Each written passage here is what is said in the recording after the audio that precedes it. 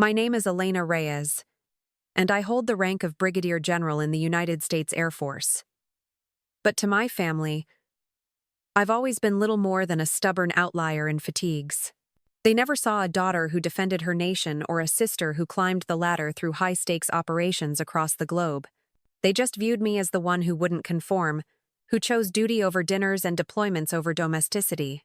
I hadn't exchanged words with my mother or sister in nearly 12 years. Not since the memorial service. Not since they relegated me to the shadows in my service dress while they orchestrated photos by Dad's urn as if it were a holiday gathering. I'd given up after that. No outreach, no holidays shared. Just the mutual quiet we all clung to. Then, 3 weeks back, a pristine invitation landed on my workstation at the Air Force headquarters in Colorado Springs. A crisp cream envelope bearing my name in full. Elena Reyes. No title, no salute, just the bare label they wielded to diminish me. The sender's address was Mom's place in San Diego. And the occasion. My younger sister Sophia's wedding. She was tying the knot with a man named Marcus Hale. That name halted me cold. Colonel Marcus Hale, an officer I'd commanded during a covert extraction in the deserts of Iraq back in 2014. I'd orchestrated the air support that pulled his team from a besieged outpost under heavy fire, navigating through sandstorms and enemy radar with a damaged engine straining my jet. I still bear the burn scars on my arm from the flare-up. I gazed at the envelope for what felt like hours. My adjutant figured it for spam. The staff in my suite fell silent. But it wasn't the invite that pierced me. It was the scrawled postscript inside, in Mom's precise cursive. Act accordingly. No hello, no fondness, just a directive, as if I were a liability to their spectacle. I skipped the RSVP. No calls placed. I simply scheduled a commercial flight and ensured anonymity upon arrival. I didn't attend for accolades. I didn't seek reconciliation. I showed up to exist unapologetically. Not in lace. Not with feigned joy. As the woman they'd dismissed, the kin they'd belittled, the aviator they'd overlooked. What I never anticipated was the groom rising to address the assembly, revealing my command history before the vows concluded. And when he did, when he hailed me by rank amid 200 onlookers and detailed our shared mission, Sophia's composure shattered. That instant marked the end of their disdain. That was when they confronted who I'd truly become. The invitation lingered on my desk for 4 days before I dared lift it again. There was a calculated precision in how they'd scripted my name, Elena Reyes. No Brigadier General, no nod to my wings, like a subtle erasure from our shared history. Not even a "we'd love to see you" or "join us in celebration." Just that terse addendum from Mom. Act accordingly. It was her go-to phrase for silencing me, for ensuring I didn't disrupt the facade. My office at Peterson Space Force Base was hushed that afternoon. The senior officers had cleared out for briefings. I positioned myself by the window, overlooking the vast runways where F-16 Second taxied like disciplined sentinels. My service dress hung in the closet, starched and ready, a relic of countless ceremonies. The fluorescent hum overhead felt like a persistent whisper. That's when Lieutenant General Harlan knocked 3 firm raps before stepping in uninvited. He never lingered on formalities. He'd mentored me through enough sorties to sense my unrest. He eyed the envelope casually. Naturally, he was already briefed. Attending? He inquired, voice steady. Undecided. He settled into a chair, crossing his legs, hands clasped thoughtfully. Your sister? A nod. Marrying Hale? Another. Harlan exhaled appreciatively. The one from Operation Desert Vale. You vectored in close air support. Got his squad out when the outpost was overrun. Engine took a hit from ground fire. Damn fine flying. My tone remained even. I still feel the burns sometimes. The quiet between us wasn't strained. It was the forged bond of shared skies, where words were secondary. Seriously considering it? He pressed gently. I avoided his gaze. Not sure what they're after. Forgiveness, perhaps, or my subdued presence? He leaned in. Deny them that. Go on your terms. You've earned the airspace to stand firm, without apology. I absorbed his words, then inclined my head. That evening, I reserved a red-eye to San Diego via a civilian booking. Jeans and a hoodie for the trip. I informed no one, not my driver, not my staff, not even Harlan. The flight was sparse, seats echoing emptiness. I claimed an aisle spot and upgraded to block the adjacent one. The attendant spotted my flight wings pin on my bag and offered coffee. I opted for black, strong. Midway over the Rockies, I shut my eyes, not for rest, but to center myself. This wasn't a combat drop, but family reunions carried their own turbulence. No flight plans, just instincts. We touched down at dawn. San Diego International was sterile, efficient. My ID expedited customs like always. No luggage carousel wait. My essentials fit in a single backpack, uniform zipped in a protective case. Outside, the California morning enveloped me, palm fronds swaying, the Pacific salt tang in the breeze, seagulls wheeling overhead as if mocking earthly concerns. I hailed a cab. No escort, no protocol, just the highway I'd once cruised on a motorcycle at 18, back when I mistook Mom's distance for exhaustion rather than strategy. Arriving at her coastal bungalow, I hesitated at the gate. Fresh paint on the trim, manicured hedges, everything pristine, a testament to curated perfection. When the door swung open, Victoria Reyes stood there in tailored linen pants and a silk top that screamed quiet luxury. Her silver-streaked hair was coiffed flawlessly. She appraised me with the detachment of a border agent. "You received it then," she stated. "I did. I trust you've brought suitable attire." My uniform's packed. Her lips thinned. "Don't upstage, Elena. This is Sophia's moment." I met her eyes levelly. "Then why invite the family outlier?" She stepped back wordlessly, granting entry. The game had commenced. The bungalow retained its familiar sterility. Lavender scent from diffusers permeated every nook. The crystal vase in the entry held fresh orchids. Not a petal askew. Even the hush seemed orchestrated, like a set awaiting lights. Sophia was absent upon my arrival mercifully. Victoria guided me to the spare room with impersonal efficiency. Keeping it understated, she remarked, turning the knob. "Rehearsal tomorrow evening. Vows the following day. Arrive dressed and inconspicuous beforehand." "No family walk down the aisle?" I queried mildly. She halted.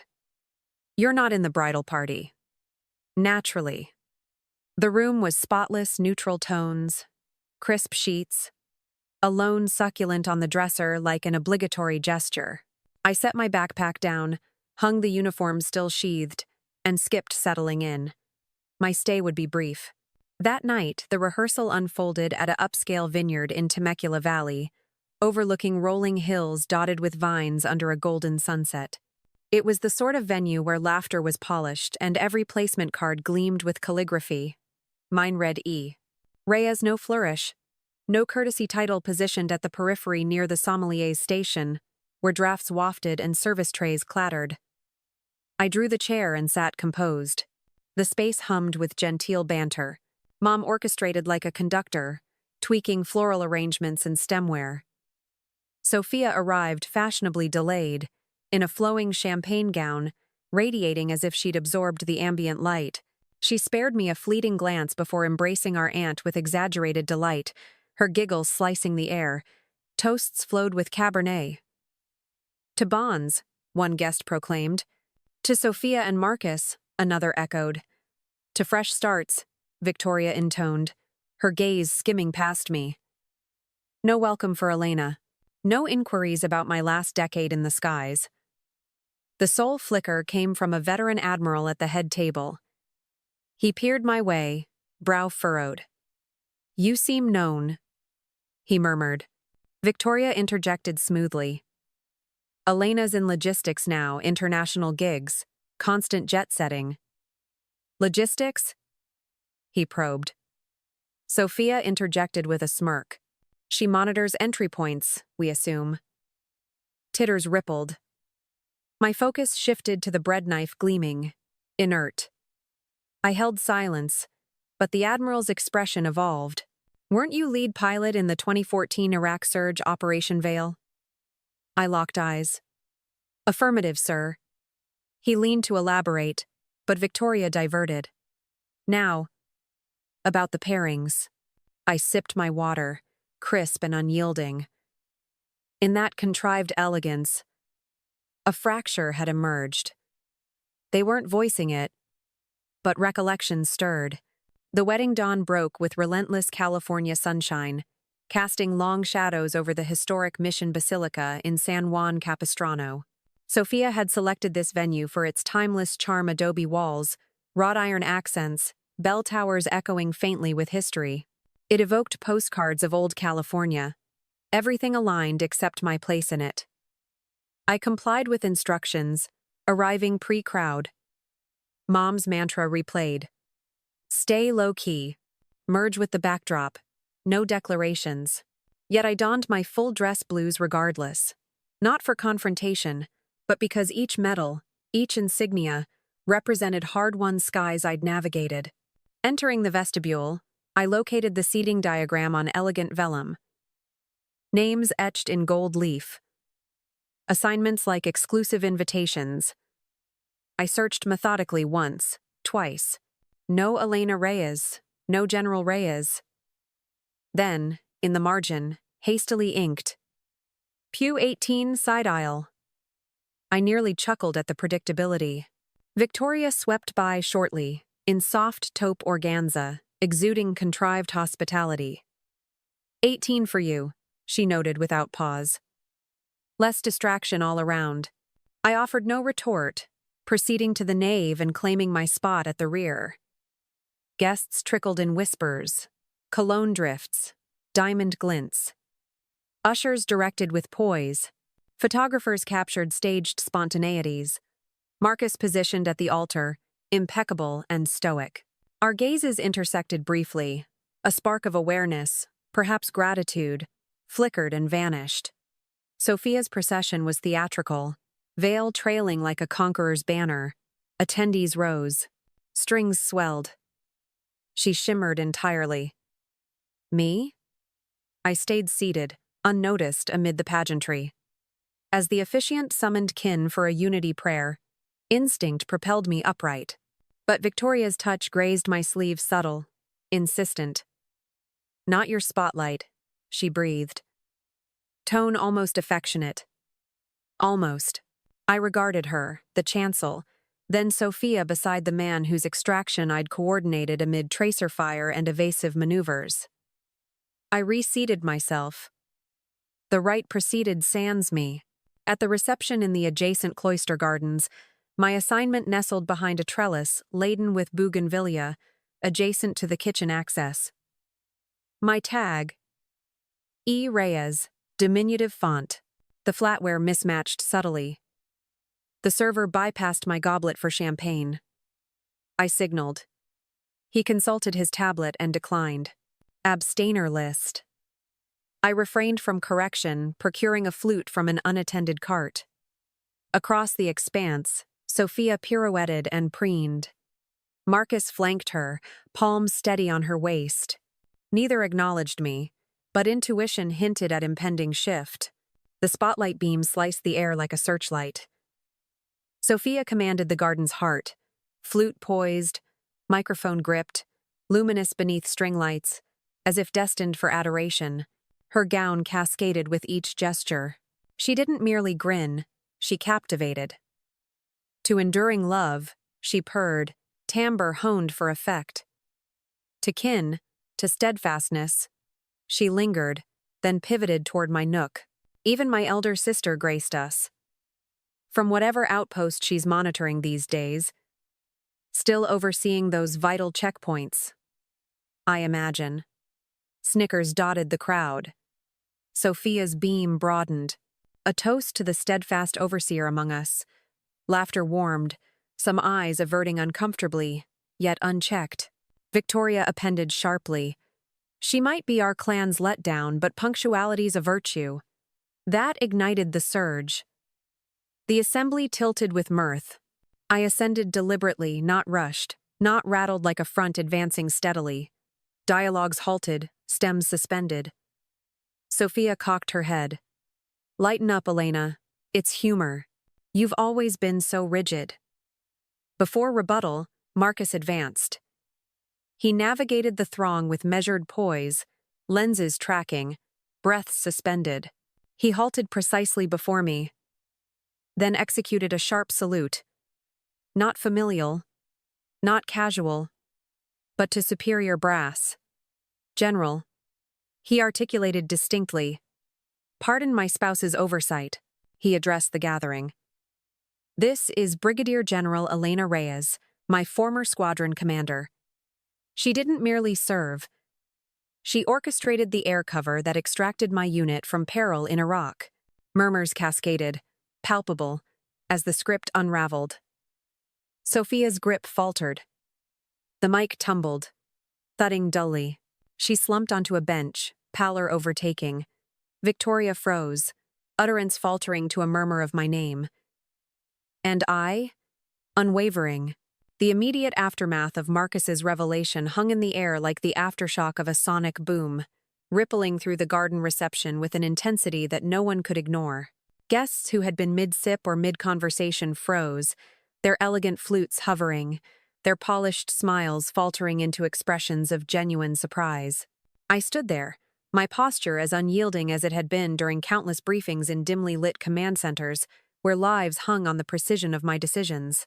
Marcus remained at my side, his salute now lowered, but his presence a solid anchor in the swirling chaos of whispers and wide-eyed stares. Sophia, slumped on that ornate bench beneath the trellis of blooming jasmine, looked as if the ground had shifted beneath her perfectly manicured heels. Her face, once flushed with bridal triumph, was now ashen, her veil slightly askew like a flag of surrender. Victoria, my mother, stood a few paces away, her hands clasped so tightly that her knuckles gleamed white against the soft glow of the string lights. She opened her mouth once, twice, but no words emerged, just a faint exhale that carried the weight of years of unspoken judgments. It wasn't that they lacked the desire to speak. It was that any utterance now would etch their complicity into stone. The room, or rather, the open-air cloister with its ancient stone walls echoing faintly with the murmur of the ocean nearby, had transformed. What had been a meticulously orchestrated celebration of Sophia's perfect union now pivoted around me, the so-called family outlier they had relegated to the shadows. I didn't gloat. Triumph wasn't my objective. This was simply the inevitable collision of their curated illusions with the unvarnished reality I had forged in the skies over hostile territories. Marcus glanced at me sidelong, his expression a mix of respect and quiet apology. "General," he murmured under his breath, just loud enough for me to hear amid the growing hum. "I should have done this sooner." I nodded subtly, my voice steady. "Timing's everything, in ops and in life." He managed a faint smile, the kind shared between comrades who had stared down the barrel of uncertainty together. As the initial shock settled, the second wave began. It started with Admiral Voss, that retired Pacific Fleet commander from the central table, who had been nursing a scotch with the gravitas of someone who had navigated carrier groups through typhoons. He rose slowly, his chair scraping against the flagstone path, and delivered a salute that was as crisp as the day he must have earned his stars. "Brigadier General Reyes," he intoned, his voice carrying across the garden like a command over a flight deck. An honor overdue. The gesture wasn't solitary for long.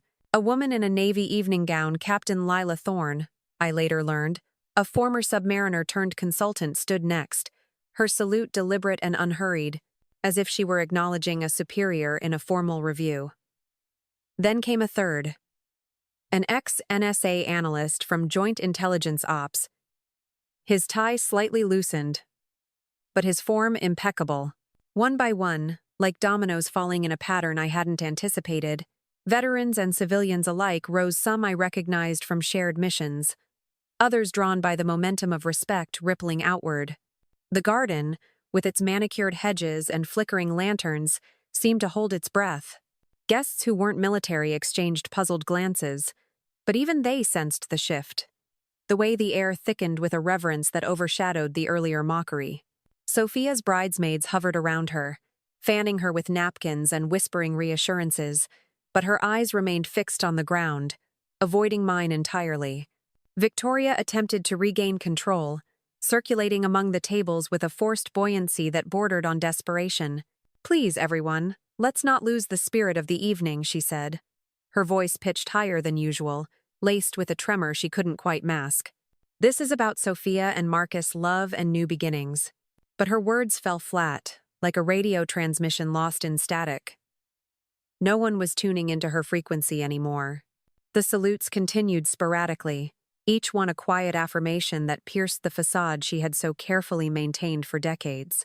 I remained rooted in place, absorbing it all without a word. Internally, fragments of memory surfaced unbidden. The day I enlisted at 18, fresh out of high school in San Diego, driven by a fire that family gatherings had never kindled. Mom had called it a phase, a rebellion against the domestic path she envisioned. Marriages, children, suburban stability. Sophia, even then the golden child, had echoed her, teasing me about playing soldier while she pursued modeling gigs and social climbs. Dad, before his passing, had been the quiet supporter, slipping me aviation magazines under the table during dinners fraught with tension. His memorial service 12 years ago had been the breaking point. Me in full dress blues, standing at the periphery while they posed for photos by his urn, as if grief were a photo op. No acknowledgement of my recent promotion or the missions I'd flown. Just a curt nod from Mom. "Try not to make it about you." That silence had stretched into years, broken only by this invitation, a summons wrapped in warning.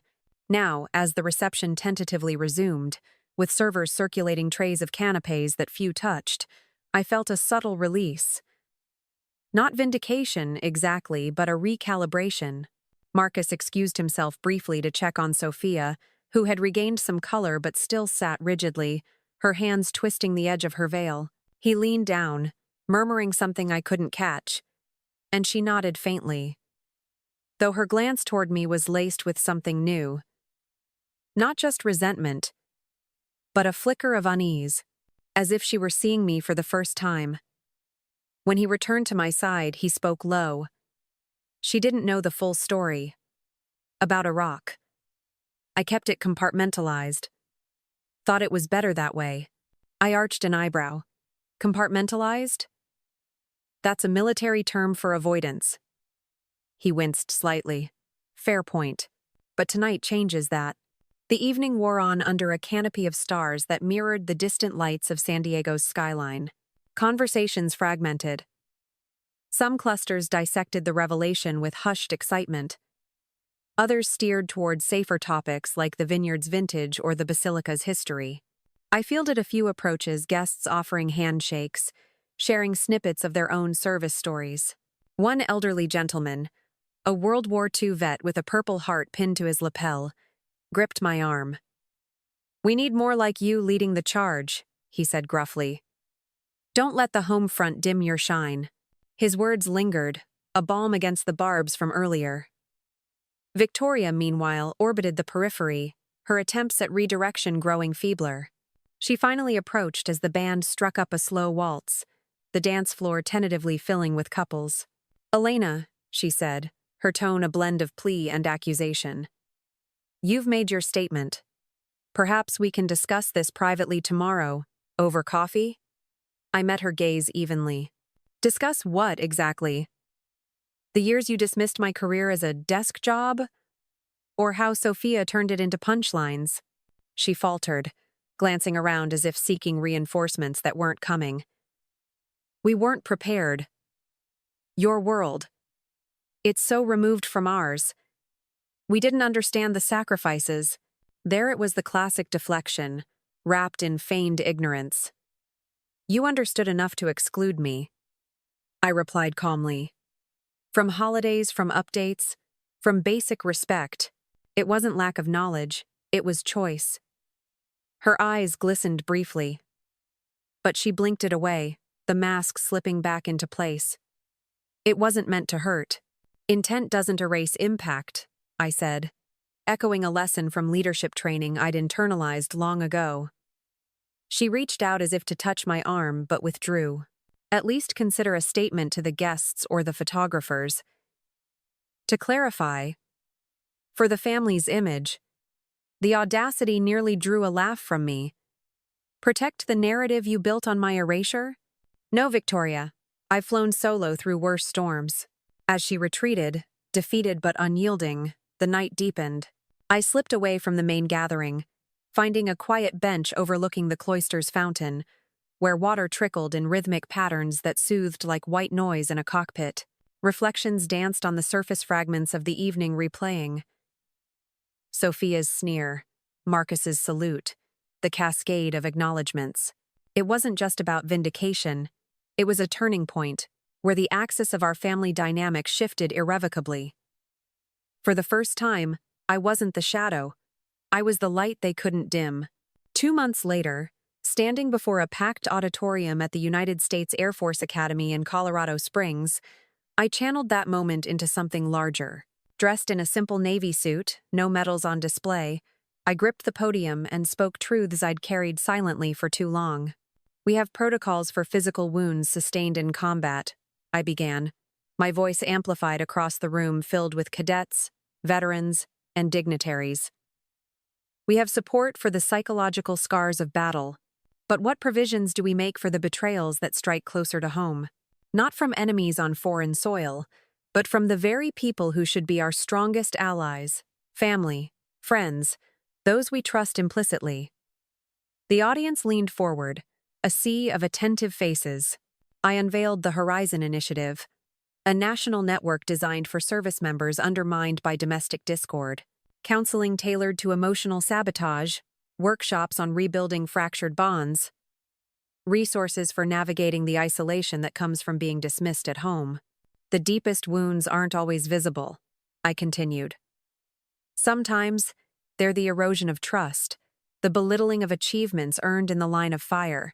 We can no longer afford to ignore them. I didn't name Sophia or Victoria in my address. The headlines that followed did the heavy lifting, piecing together the wedding drama from leaked photos and guest accounts. Air Force General's family feud exposed at lavish ceremony, one outlet blared. I neither confirmed nor denied, letting the narrative serve as a catalyst for broader awareness. Retirement followed quietly, no fanfare, just a handover of duties and a move to a cozy cabin nestled in the Adirondack Mountains of upstate New York. There, amid towering pines and crystalline lakes, I rediscovered sketching, charcoal renderings of fighter jets slicing through clouds, landscapes that captured the vastness I'd patrolled from above. No walls adorned with commendations. Instead, shelves lined with books on aviation history and philosophy, a testament to a life balanced between action and reflection. One crisp autumn afternoon, as leaves blazed in hues of crimson and gold, a local ranger named Tom delivered firewood and lingered on the porch. "Heard you're retired brass," he said, eyeing my sketch pad. "That true?" I smiled, setting aside my pencil. "Brigadier General, yes. But titles don't define the whole story," he nodded thoughtfully. "Folks around here say you flew some hairy missions. Iraq, right?" "Among others," I confirmed. "The real battle, though, is standing up for what's right, even when it's uncomfortable." He departed with a wave, leaving me to the whisper of wind through the trees. Mom never reached out with an apology. Sophia's silence persisted like a holding pattern. But in the rare mentions that filtered through mutual acquaintances, their tone had evolved. They spoke my name with a pause, a measure of deference not born of sudden affection, but of an inescapable truth. They could no longer rewrite my narrative. The days leading up to the wedding had been a prelude to this fracture, a slow build of tensions I navigated like a pre-flight checklist. Arriving in San Diego incognito, I'd wrestled with ghosts of past deployments, the relentless sandstorms of Iraq in 2014, where I'd led a squadron providing close air support for Marcus's besieged team. My F-35 had taken flak, engines protesting as I evaded locks and delivered payloads with surgical precision. The extraction succeeded, but the cost lingered burn scars on my arm. A co-pilot medically retired. Family never probed those details. They fixated on my absences, labeling them selfish. In the bungalow's spare room, I unpacked sparingly, the uniform a silent sentinel. Victoria's interactions were perfunctory. Meal schedules, event timelines. Sophia's initial encounter that afternoon was fleeting. She swept in from bridal errands, offering a curt nod before immersing in calls. No warmth, no curiosity about my life aloft. Just the chill of disconnection solidified over years. The rehearsal dinner at the Temecula Vineyard had unfolded like a carefully scripted mission briefing, where every detail was polished to perfection, but the undercurrents of tension simmered just below the surface, waiting for a single misstep to erupt. The venue itself was a masterpiece of California elegance. Terraced gardens cascading down hillsides lined with rows of grapevines that stretched out like disciplined formations under the fading amber light of sunset.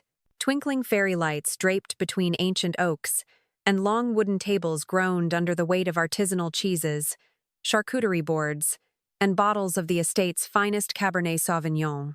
Guests mingled in clusters, their laughter rising and falling like waves on the nearby Pacific. But for me, seated at that peripheral table near the sommelier's station, it felt like observing from a reconnaissance drone detached, analytical, always scanning for threats.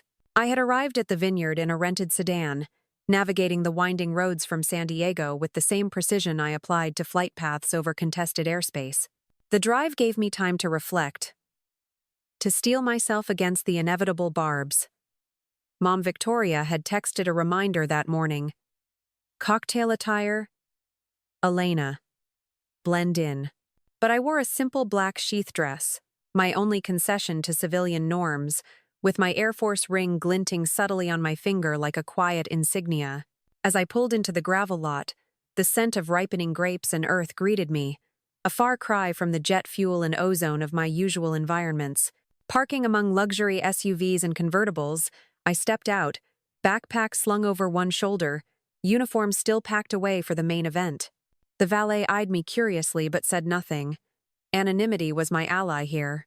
Inside the main pavilion, the atmosphere buzzed with genteel energy. Name cards directed guests to their seats, mine reading E. Reyes in elegant script, positioned at the far end where drafts from the open kitchen doors carried hints of garlic and herbs. I settled in, folding my napkin methodically, as if prepping instruments in a cockpit. The table companions were distant relatives and acquaintances. An aunt from Phoenix who vaguely recalled me as the one who travels a lot, a cousin twice removed who prattled on about real estate booms. No one probed deeper. Superficial chatter was the order of the evening. Victoria orchestrated from the head table, adjusting floral centerpieces and signaling servers with subtle nods, her taupe pantsuit impeccable, her smile a mask of hospitality that never quite reached her eyes. Sophia arrived with theatrical flair, 15 minutes late as if to heighten anticipation, her champagne-colored gown flowing like silk over water. She glided through the crowd, air-kissing cheeks and eliciting squeals of delight from her bridesmaids. When her gaze finally skimmed my direction, it was fleeting a microsecond of recognition followed by dismissal, as she turned to embrace our uncle with exaggerated warmth. Her giggle cut through the air, sharp and performative, landing like a minor turbulence jolt. Toasts began soon after, glasses clinking in unison. To enduring bonds, one groomsman proclaimed, his voice booming. To Sophia and Marcus, the perfect match, chimed another. Victoria added her own, lifting her flute high. To fresh horizons and family unity. Her eyes flicked toward me briefly, a warning embedded in the glance. But she avoided direct address. No one welcomed me back. No inquiries about my deployments or the stars on my shoulders. It was as if my absence over the years had erased me entirely from the narrative. The sole crack in the facade came from that veteran admiral at the head table, a silver-haired figure with a chest full of ribbons under his blazer. He squinted my way during the salad course. Fork paused mid-air. "You look familiar," he murmured across the expanse, his tone carrying the authority of someone who had commanded fleets. Victoria interjected smoothly, leaning in with a conspiratorial whisper. Elena's in logistics these days. International coordination. Lots of travel. The Admiral's brow furrowed. Logistics? Sophia, overhearing, jumped in with a smirk that didn't match her glowing makeup. Oh, she oversees entry points and checkpoints, we think. Very behind the scenes. Light titters rippled around the table, the kind that masked discomfort with politeness. My focus shifted to the bread knife on my plate, gleaming stainless steel, perfectly balanced, utterly harmless in this context. I didn't retort. Silence was my shield. But the Admiral's expression shifted, gears turning behind his eyes. Weren't you the lead pilot in Operation Desert Veil back in 2014? The Iraq surge close air support for ground extractions? I met his gaze steadily. Affirmative, sir. Squadron commander for the air wing. He opened his mouth to elaborate, perhaps to recount the mission's notoriety, but Victoria diverted expertly. Now, about the wine pairings for tomorrow, shall we sample the Pinot Noir? I sipped my water, the liquid crisp and grounding, tasting faintly of minerals from the local aquifer. In that moment, amid the contrived elegance, a subtle fracture had emerged. They weren't voicing it yet, but recollection was stirring, like the first blip on a radar screen signaling incoming. The dinner progressed. Mains of grilled lamb and roasted vegetables, desserts of creme brulee, torched tableside.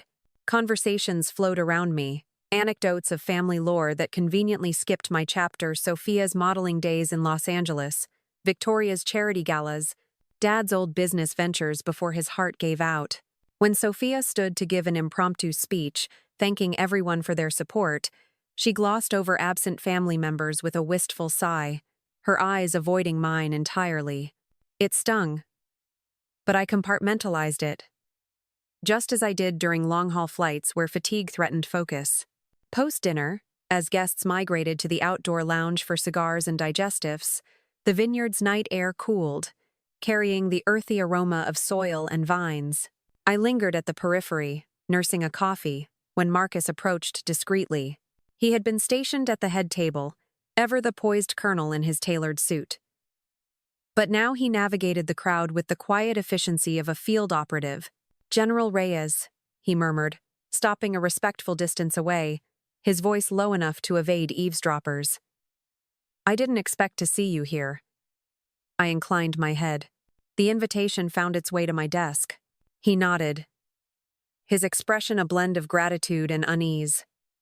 About Iraq, 2014. Your air cover saved my team. We were pinned down. No evac window without your squadron's precision strikes. I never got to thank you properly.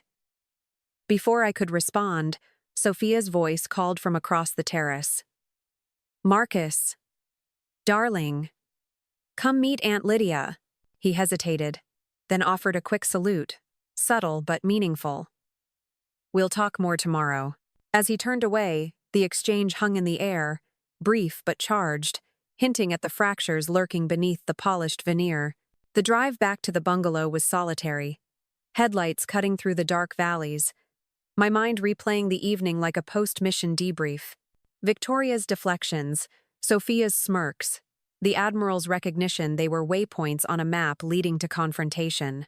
In the guest room, I hung my dress blues in preparation, ribbons aligned, shoes polished to a mirror shine. Sleep came fitfully.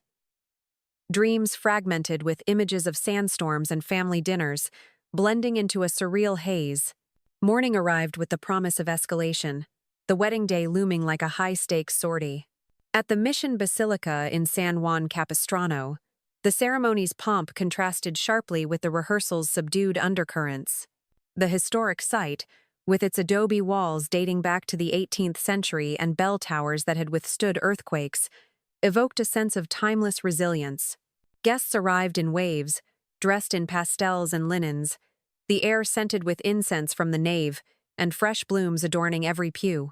I complied with instructions, arriving early in my full dress blues not to provoke, but to affirm. The seating chart relegated me to pew 18, side aisle, an afterthought inked in haste. Victoria swept by in her organza ensemble, noting my position without comment, her focus on ushering VIPs. The procession was flawless. Bridesmaids in coordinated gowns, flower girls scattering petals like confetti from a parade. Sophia's entrance drew collective gasps, her veil a cascade of lace, her smile radiant under the stained glass light. Marcus stood at the altar, stoic and composed, our eyes meeting briefly a flicker of acknowledgement, perhaps regret for the unspoken history. As vows exchanged, a subtle nod from him during the ring ceremony spoke volumes, an unspoken salute amid the scripted romance. The reception in the cloister gardens amplified the shift. My table behind the bougainvillea trellis, mismatched settings bypassed service. Yet intuition whispered of change, the air thick with impending revelation. When Sophia took the microphone, her words sliced like tracer fire. The overseer jabs, Victoria's letdown reinforcement. The laughter crested, then I rose measured, unhurried. Marcus's advance was the turning point. His salute crisp, declaration resounding. Brigadier General Elena Reyes, my former commander. She orchestrated the air support that pulled us from hell in Iraq. The garden fell silent, then gasps rippled. Sophia faltering. Microphone thudding. Victoria froze. The script shattered. In the ensuing hours, whispers evolved into overt support. Salutes from veterans, handshakes from civilians. The vineyard's earlier elegance now framed a new narrative, one where I stood central. As night deepened, I reflected on the drive home. The stars above mirroring distant flares justice not shouted, but asserted quietly. The second week after I'd severed the financial ties felt like navigating a treacherous stretch of the Puget Sound during a king tide, where currents pull unpredictably and hidden rocks lurk beneath the surface. It was the 23rd of August, 2025, 17 days since that fateful family dinner, and Seattle was in the grip of late summer warmth, the kind that draws crowds to Alki Beach in West Seattle, a historic spot where the first white settlers landed in 1851, now a promenade lined with volleyball courts and views of the downtown skyline. In Ballard, my neighborhood pulsed with its usual rhythm. Fishermen unloading catches at the marina, a legacy of the area's shingle mill days in the early 1902nd, and cyclists zipping along the Burke-Gilman Trail, converted from railroad tracks in the 1972nd to connect communities from Ballard to Kenmore. But inside my bungalow, the atmosphere was charged with the echoes of desperate voicemails and texts that had piled up like driftwood after a storm. I'd spent the mornings in routine solace brewing coffee from beans, roasted at a shop on Market Street, tending my garden where the ferns thrived in the shade reminiscent of the Olympic Peninsula's rainforests, and reviewing my redirected finances. Those former outflows, once hemorrhaging $6,000 monthly on average, now bolstered my plans. A deposit on that Alaska cruise tracing the Inside Passage, a route pioneered by Gold Rush steamers in the 1892nd, and now a haven for wildlife spotting amid climate-driven glacier retreats. Yet, the human cost weighed heavily. Sophia's calls had shifted from accusatory to pleading, Victor's from blustery to broken, and the grandkids' innocent queries pierced like the sharp winds off Elliott Bay during winter gales. Monday, the 18th of August, marked the true escalation. The bank's foreclosure warning arrived at their Kirkland home. A stark notice posted on the door, like those during the 2008 housing crisis that foreclosed on over 3,000 King County properties annually at its peak. Sophia texted a photo, 30 days to pay $8,625 3 months back plus penalties. Mom, we're terrified. Washington state law required 90 days for full foreclosure. But the fees and stress accelerated like inflation post-2022 global disruptions. Their accounts, she confessed, held only $4,200 after scraping together freelance gigs. Victor picked up coding side jobs on platforms like Upwork, born in the gig economy surge of the 2010 second. By Tuesday, the Tesla was gone repossessed at dawn by a tow truck, leaving Victor stranded for his Bellevue commute. He took the light rail I'd helped engineer, the East Link extension completed in 2023 connecting Seattle to the east side amid delays from the pandemic. Humiliating, he messaged. Riding with commuters while my team's in hybrids. Paid $850 to avoid it, but then no groceries. They traded it for a used 2018 Prius from a dealership in Bellevue Square, a mall revamped in the 1982nd, with luxury stores that now mocked their downturn $350 monthly payments, a far cry from the $650 Tesla lease. Sophia's job at the coffee shop near the Fremont Troll, a quirky sculpture installed in 1990 under the Aurora Bridge, symbolizing Seattle's artistic whimsy, began in earnest. 8 hours on my feet, $19.52 hourly, she called, voice weary. Scanning lattes for neighbors who ask why I'm there. Yesterday, Mrs. Henderson from the PTA came through. Sophia? Working here? Wanted to hide but smiled and asked, for here or to go? Seattle's minimum wage, at $20.76 for small businesses in 2025 after incremental hikes since the 2014 ordinance, made it survivable, but barely $3, $123 monthly pre-tax for 40 hours, taxed at around 22% federal plus state sales taxes on purchases. Wednesday brought deeper cracks. Lily had nightmares, waking, screaming about losing my room with the lake view. Sophia shared over the phone. She's drawing pictures of our house with big red X's.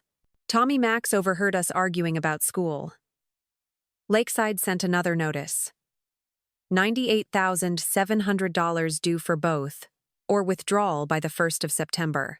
The Academy's fees, inflated by operational costs post-2021 supply chain issues, represented stability they'd taken for granted. Family tensions boiled over. Through fragmented calls and texts, I pieced together their nights. Victor pacing the kitchen. Calculator in hand like during the 2020 stock market volatility. Our combined income, my $7,200 post. Tax monthly from tech. Your $2,500 from coffee after taxes $9,700 total. Mortgage $2,875. Prius $350. Insurance $250 spiked after lapse.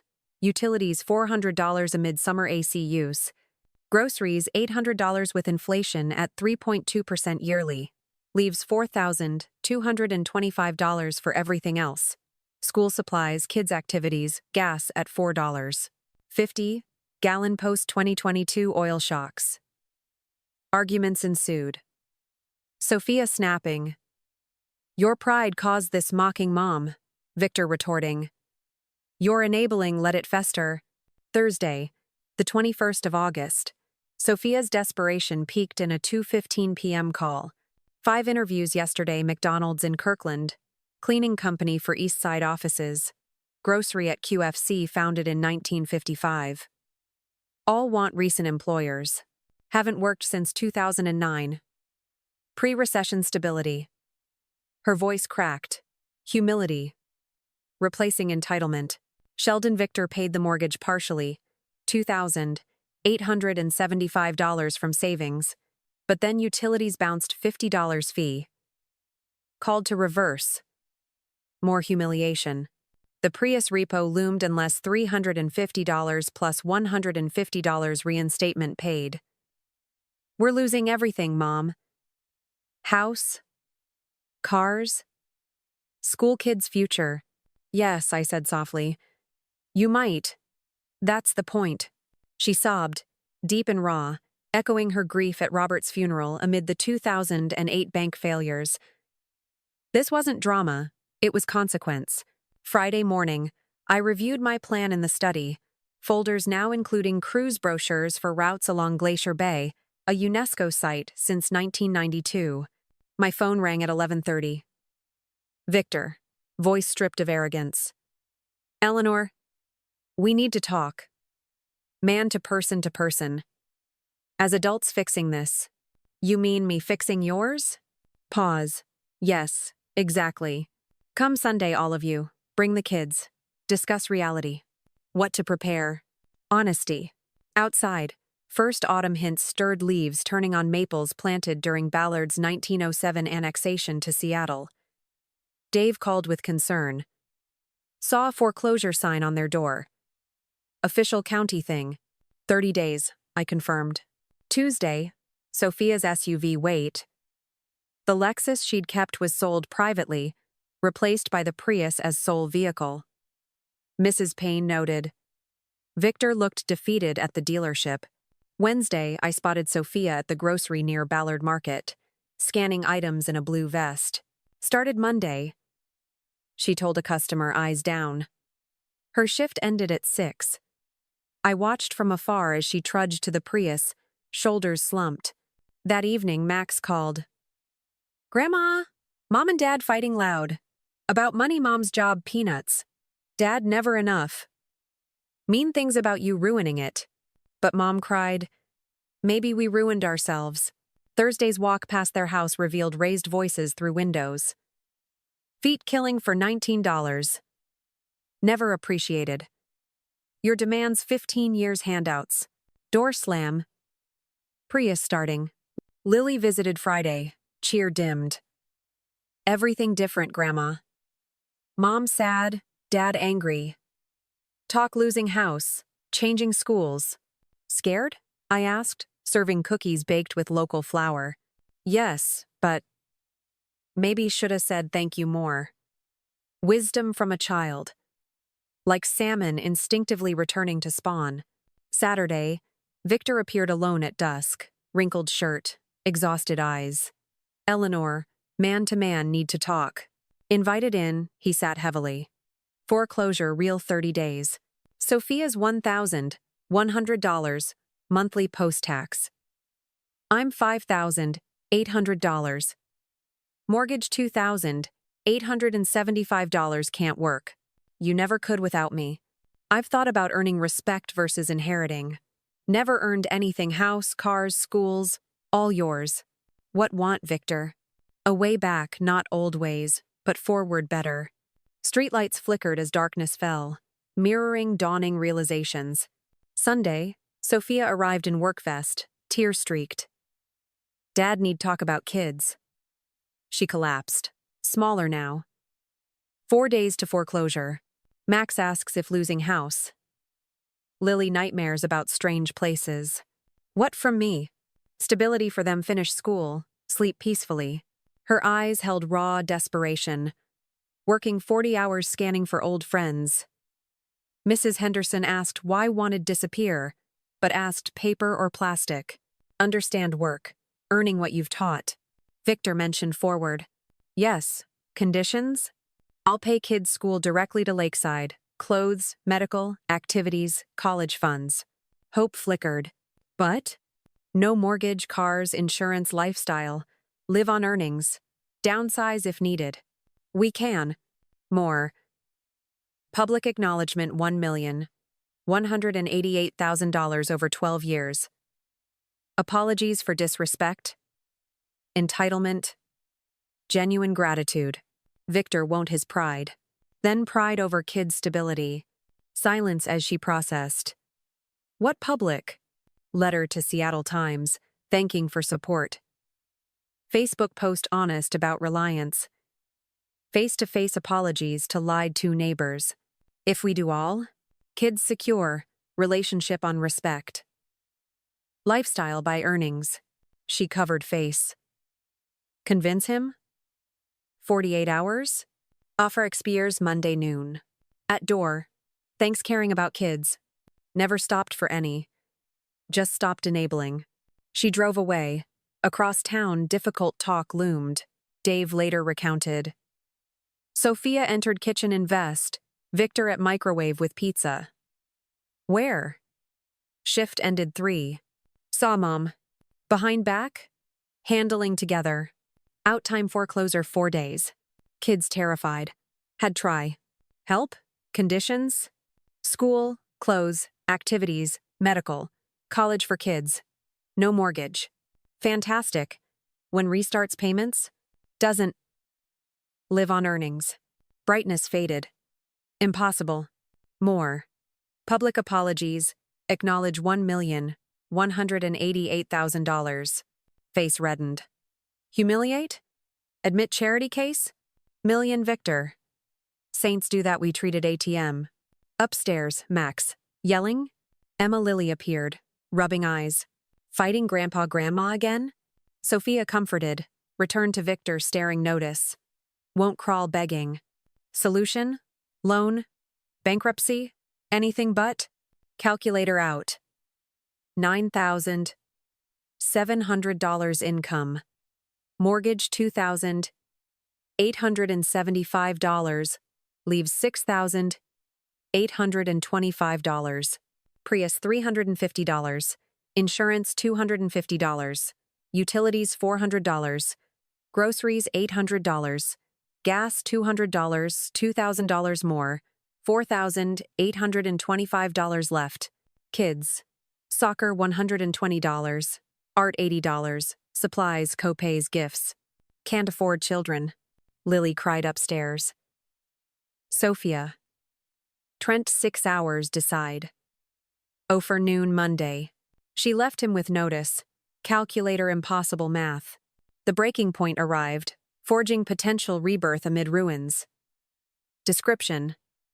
My sister's just a desk jockey in uniform. Who'd ever respect that? She sneered. The crowd erupted in laughter. Mom chimed in. She's the family's biggest disappointment. The groom, a colonel I'd once led Rose, faced me and said, in truth, she's... Ending description. Mom went pale. My sister collapsed in shock. The months following Sophia's wedding blurred into a tapestry of transitions, much like the shifting weather patterns I'd monitored during long-range reconnaissance flights, unpredictable at first glance, but governed by underlying currents that revealed themselves with patience and perspective. Retirement hadn't come as an abrupt landing. It was a gradual descent, orchestrated with the same meticulous planning I'd applied to mission profiles over the years.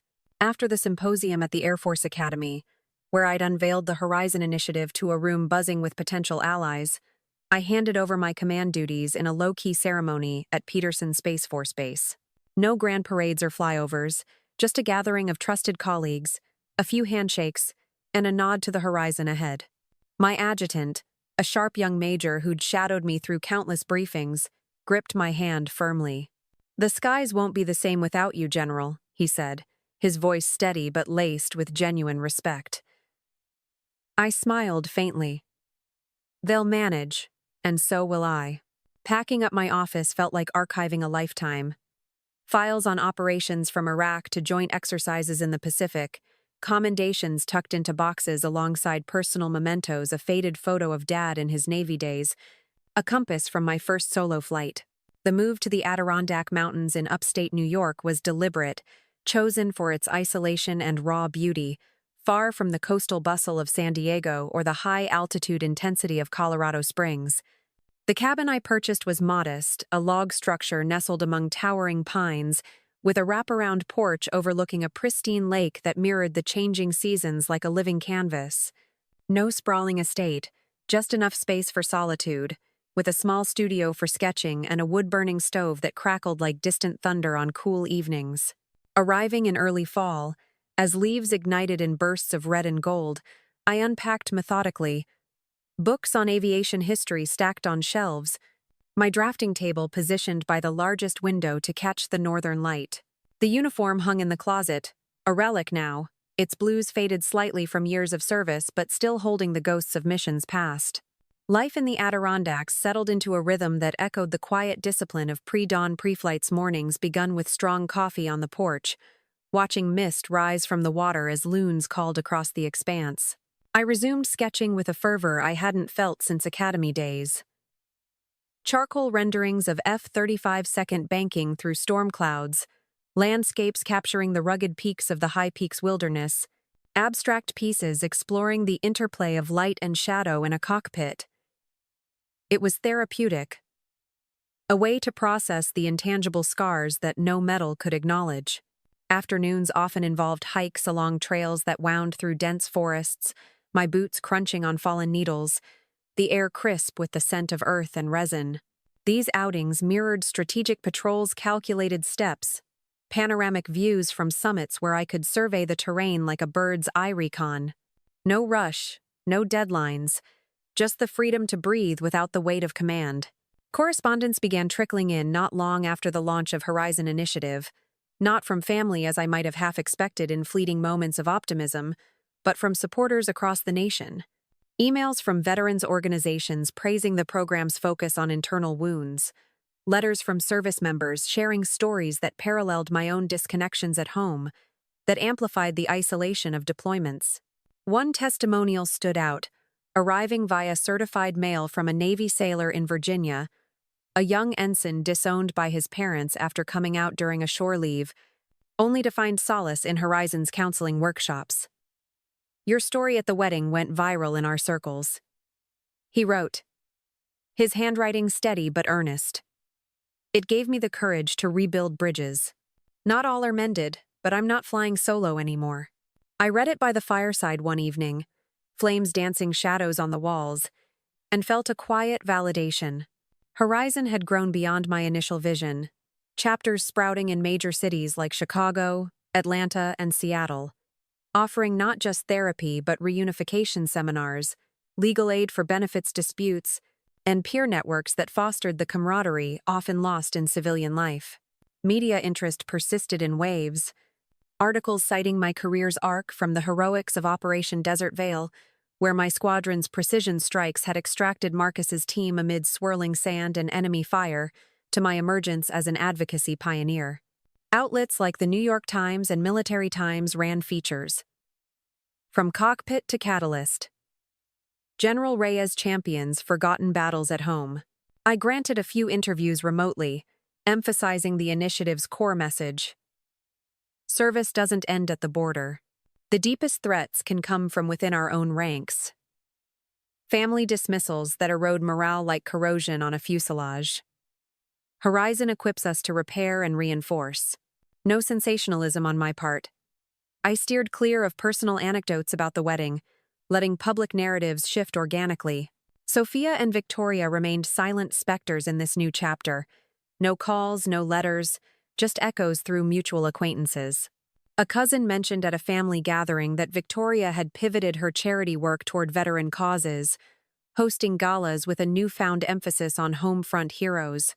Sophia's social media, glimpsed once via a neutral search, showed subdued posts, reflections on personal growth amid honeymoon photos, her bridal glow tempered by introspection. It wasn't reconciliation, but a recalibration, a quiet acknowledgement that my presence could no longer be erased. Winter descended on the Adirondacks with a gentle ferocity, blanketing the landscape in snow that muffled the world like acoustic foam in a simulator. I adapted seamlessly. Snowshoes for trails, a generator humming reliably during blizzards, evenings spent poring over Horizon reports by lamplight. One stormy afternoon, as flakes swirled outside like chaff countermeasures, a local ranger named Tom knocked on my door with a bundle of firewood and provisions. He'd become a semi-regular visitor, drawn by rumors of the retired general in the woods. "Heard you're the real deal," he said, stomping snow from his boots on the porch. "Flew jets in Iraq?" I invited him in for coffee, the cabin warm with the scent of pine and brewing grounds. Among other places, I confirmed, pouring a mug. But titles fade. It's the standing firm that endures. We talked for hours. His Park Service tales mirroring my missions, protecting wilderness from encroachments, navigating bureaucratic storms. He shared a story of his own family rift, mended late in life, and queried mine. I offered glimpses. The wedding's turning tide, the salutes that shattered illusions, the initiative born from personal turbulence. Justice isn't always a booming apology, I mused, gazing at the blizzard beyond the window. Sometimes it's the subtle shift in how your name is spoken with pause, with measure. As spring thawed, the lakes and buds unfurled on branches. Horizon's impact deepened. A partnership with the VA expanded resources. Online portals for anonymous sharing, mobile units visiting bases to address familial sabotage before it festered. Testimonials flooded in a Marine rebuilding with siblings after years of mockery. An airman finding closure post-divorce through guided mediations. One event stood out. A virtual summit where I moderated panels on resilience, veterans from diverse branches recounting home front battles. General Reyes showed us that silence isn't surrender, one panelist said, her voice crackling over the feed. It echoed my own evolution from the sidelined guest at Dad's memorial to the axis of change at Sophia's wedding, that nadir had become my launch point. The mockery, a catalyst. Marcus's salute. The ignition. The cascade of recognition. The thrust propelling me forward. Family dynamics orbited peripherally now, no longer the gravitational pull they'd once been. Whispers reached me, Victoria attending a Horizon fundraiser incognito, Sophia volunteering at a local vets center. No direct overtures, but the recalibration was evident. Respect earned through absence, a quiet equity where my narrative stood unrewritten. In the cabin, amid the symphony of summer rain on the tin roof, I pondered it all while sketching a horizon at dawn, endless, unbound, wings unfurled against the rising sun. Justice, I realized, wasn't in vocal contrition but in this, standing firm in skies of my choosing, where the only turbulence was the kind I navigated by choice. Occasional visitors punctuated the solitude. A group of cadets from nearby West Point, seeking mentorship over hikes. A journalist penning a profile on women in aviation. Her questions probing but respectful. How do you reconcile family betrayal with personal triumph? She asked one afternoon by the lake, notebook in hand. I paused, watching a bald eagle soar overhead. Reconciliation isn't always mutual. Triumph comes from redefining your flight path away from their storms, toward your own clear air. She nodded, scribbling furiously, and the piece later ran in a national magazine, amplifying Horizon's reach. As autumn returned, painting the mountains in fiery hues, I hosted a small retreat at the cabin. Horizon facilitators brainstorming expansions, international chapters for allied forces, apps for real-time support. Laughter echoed on the porch, strategies mapped like ops plans. Amid it, a letter arrived from an unexpected source. Marcus, postmarked from his new posting in Virginia. General, it began formally, then softened. Sophia and I are navigating our own horizons. Your initiative inspired us attending workshops, learning to listen.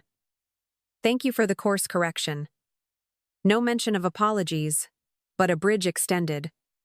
I replied briefly. Clear skies ahead. Fly true. Winter's return brought introspection, snow insulating the world as I sketched by firelight. Sophia's wedding, once a wound, now scarred over into strength, a reminder that unbound horizons await those who claim them. Mom's world, once dominant, faded to a distant star. Mine burned bright, wings eternal.